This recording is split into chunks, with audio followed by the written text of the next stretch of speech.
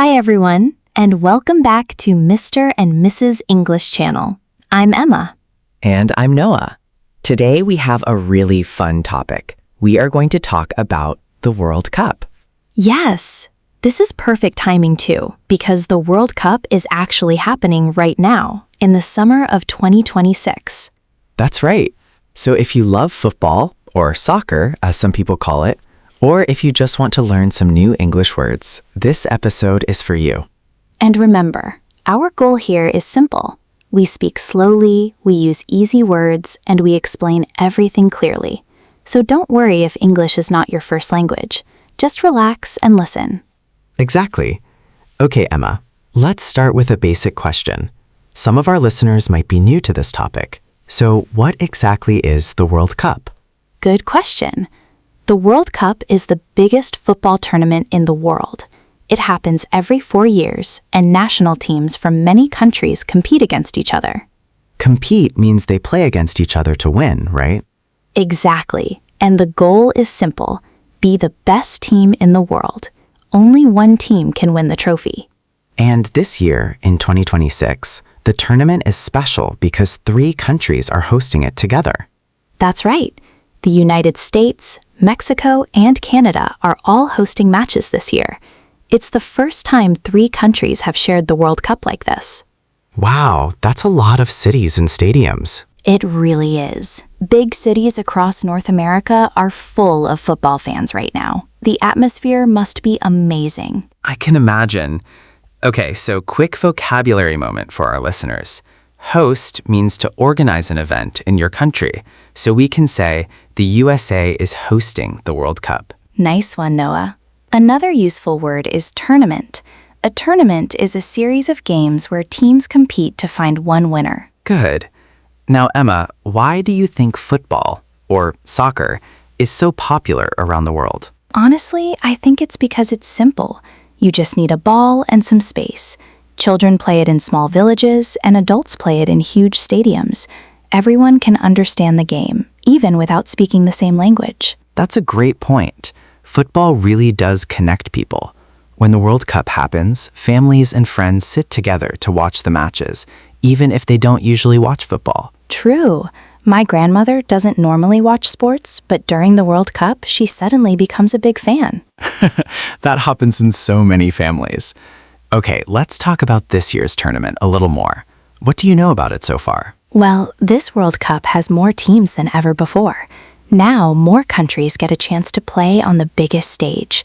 Some smaller nations who never played in a World Cup before are now competing against football giants. I love that. It's exciting to see new teams have their dream moment. For example, a small island nation made history this year by reaching the World Cup for the very first time, and fans everywhere were talking about it. Yes, stories like that are why the World Cup is so emotional. It's not only about famous stars, it's also about new teams showing the world what they can do. Speaking of famous stars, let's use a new phrase here, household name. A household name is someone so famous that almost everyone knows them. Good example. Players like Messi and Ronaldo are household names. Even people who don't watch football regularly know who they are. Exactly.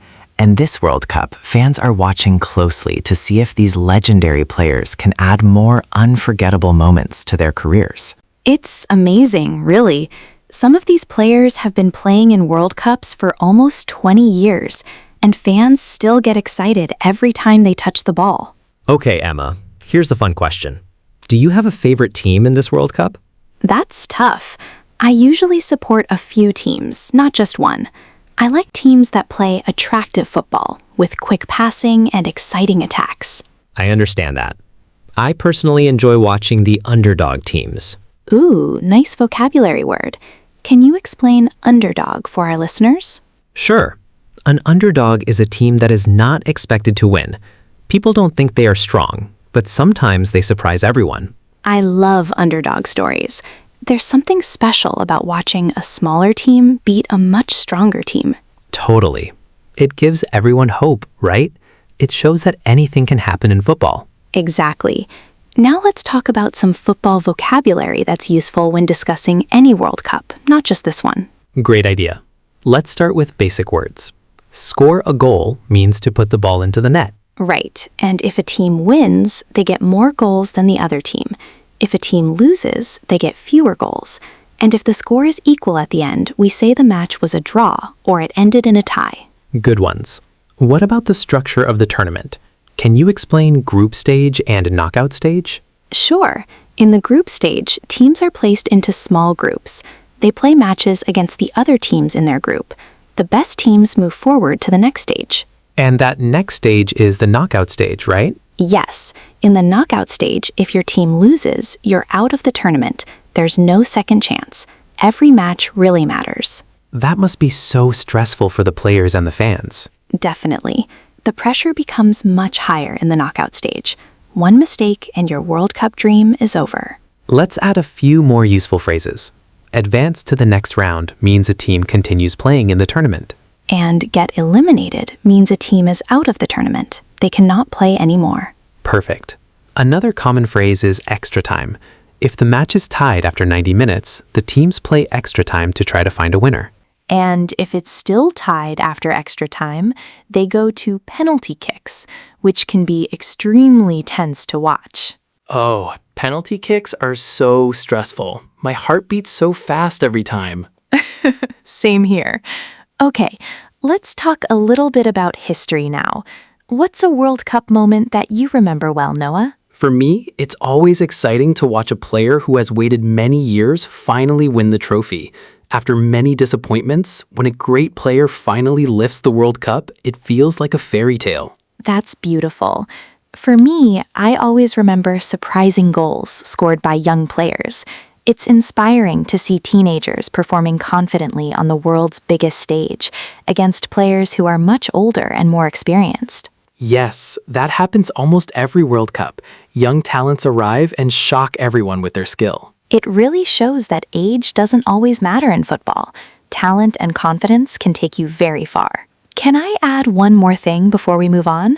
I think the fan culture during the World Cup deserves its own conversation. Oh, definitely. Fans really make this tournament special. You see people wearing their national colors, painting their faces, and singing songs for their team. It's true.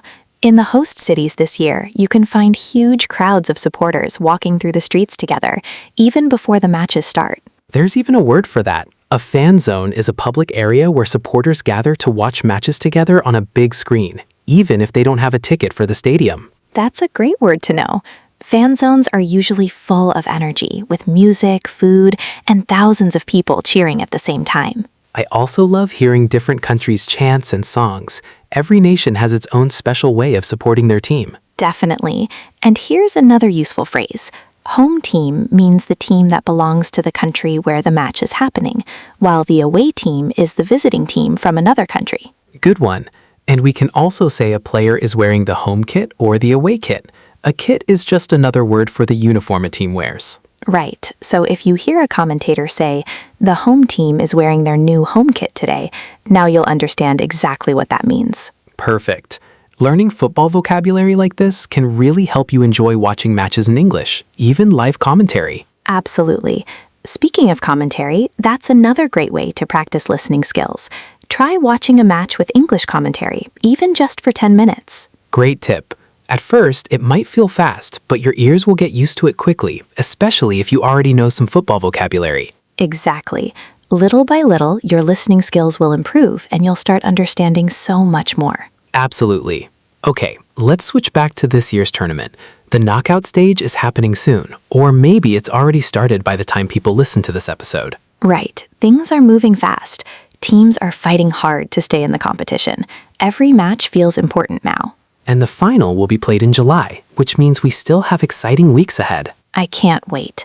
I think this tournament will be remembered for a long time, especially because it's spread across 3 countries with so many passionate fans. True. Let's talk predictions. Emma, who do you think might win this World Cup? Oh, this is always hard to guess. I think a team with strong teamwork and experienced players has a good chance. But honestly, anything can happen. I agree. Football is unpredictable. Sometimes the strongest team on paper doesn't win, because football is also about emotion, energy, and a little bit of luck. Exactly. That unpredictability is part of why we love it so much. Definitely. Okay, before we finish, let's review some of today's vocabulary one more time for our listeners. Great idea. We learned host, which means to organize an event. We also learned tournament, a series of matches to find a winner. We talked about household name, someone very famous, and underdog, a team expected to lose but sometimes wins anyway. We also reviewed score a goal, win, lose, draw, group stage, and knockout stage. And don't forget advance to the next round, get eliminated, extra time, and penalty kicks. Perfect summary. If you write these words down and practice using them, your English conversations about football will become much easier. Absolutely. And if you're watching the World Cup this year, try describing the matches in English. It's a fun way to practice speaking. Yes, you can talk to yourself, talk to friends, or even leave us a comment describing your favorite match so far. That's a great idea. Tell us in the comments who is your favorite team in this World Cup and why. We would love to read your answers. It's also great speaking and writing practice for you. That's all for today's episode of Mr. and Mrs. English Channel. Thank you so much for listening and for learning English with us today. If you enjoyed this episode, please like the video, subscribe to our channel, and share it with a friend who is also learning English. And don't forget to turn on notifications so you never miss a new episode. We'll be back soon with another fun topic and more useful English phrases. Until then, enjoy the World Cup, keep practicing your English, And we'll see you in the next episode. Goodbye, everyone.